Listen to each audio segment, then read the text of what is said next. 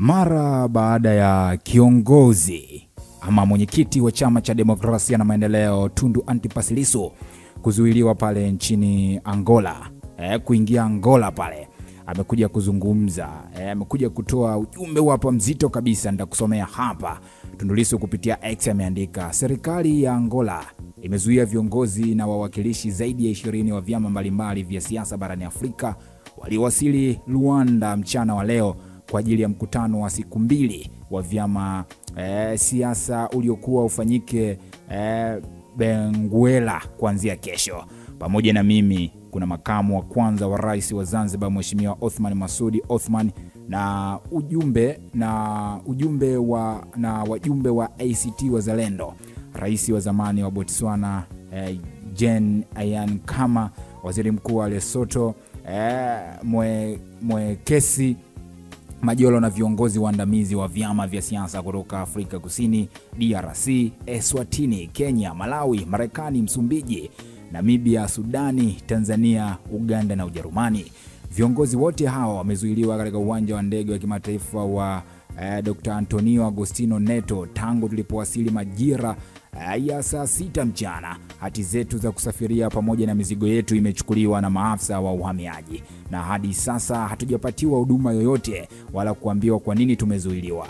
Kwetu sisi wa Tanzania, wananchi wa Angola ni ndugu zetu na Angola ni nchi rafiki. Sisi ndio tuliompa hifadhi ya kisiasa rais wa kwanza wa Angola Dr. Antonio Agostino Neto na wapiganaji wake wa MPLA wakati wanaanza harakati za kupigania uhuru wao miaka ya mwanzo ya 60.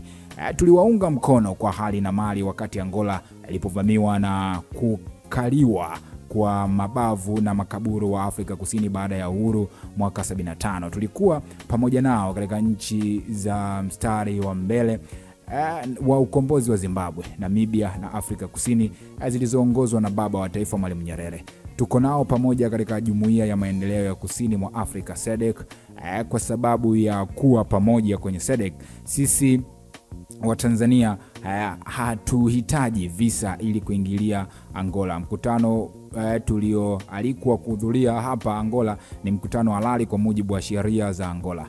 Kitendo cha serikali ya Angola kutuzuia kuingia Angola hakielezeki wala hakikubaliki.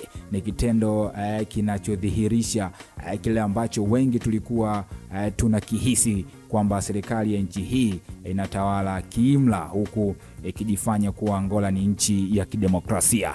So amezungumza hivyo Tundu Antipas Lissu. Ujumbe wake ni mrefu kweli. Huyu anasema UNITA ya Savimbi ilianzisha vita ya wenyewe kwa wenyewe Angola, nchi ya Savimbi, huku ikisaidiwa na USA na makaburu. Mmealikwa na UNITA, chama cha Savimbi.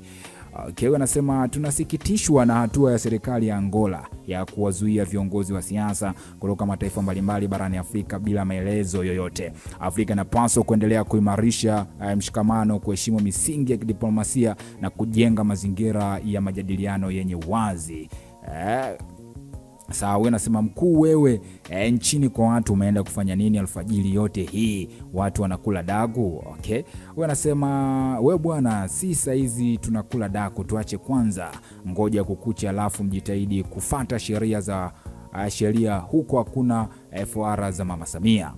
Huyu anasema Mheshimiwa Lissu, najua kwa sehemu kubwa upo against mawazo ya Mwalimu Nyerere, ila kwa andiko hili mpe maua yake Mwalimu kwa sehemu kubwa sana amechangia ukombozi wa nchi za Afrika especially zinazopakana nasi. Wanasema cha ajabu kati ya hao 20 mlioandika waraka wa kulaani nyinyi tu Waswahili, sijui mnajikuta kina nani. Wanasema Nyerere alikuwa na rafiki zake na Samia ana rafiki zake. Alafu ukumbuke kuwa mavi ya kale hayanuki, hivyo usione ajabu leo M23 wakawa ni rafiki zetu kuliko huyo Angola, kwani watu wanaangalia maslahi binafsi kwanza. Toa mawazo mgando ya urafiki wa enzi za Mwalimu. Okay, huyu anasema Angola imewakataa mapandikizi ya contemporary colonialism. Safi sana. Au viongozi wote wanaodai ni viongozi wa upinzani, ukifanya tathmini utaona kama sio mtoto basi mke yupo Ulaya anaishi bure. Bora umezuiwa, umezidi mno kuwanyanyasa watu na changisha zenu za kiwiziwizi. Umeelewa vizuri? So comment ni nyingi kuliko kila mmoja amezungumza kwa upande wake, lakini hilo ndilo tamko la Tundu Antipas Lissu mara baada ya kuzuiliwa pale Angola. Mtazamo wako ni upi? Ni VOT Media, hakikisha umesubscribe ili kupata taarifa nyingi zaidi.